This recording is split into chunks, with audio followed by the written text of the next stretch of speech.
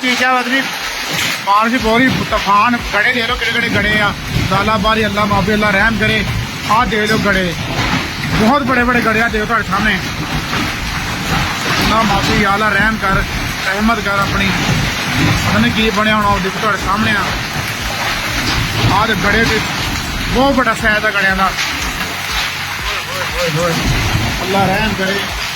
अब देख सकते तुम बारिश की स्पीड तूफान इतना स्पीड ना आ कि क्या नहीं जी ते गड़े दे लो किड़े किड़े आ रोड़े नाल वड्डे आ गड़े अल्लाह रहम करे आ दो गड़े बहुत बड़े बड़े गड़े आ गड़े देखो जेड़े आ बर्फ एडी बड़ी पै रही आ होए देखा बाकी बदला रहम करे देखो की बनता मैं बाद स्पीड भी इन्नी है ना काफी स्पीड आ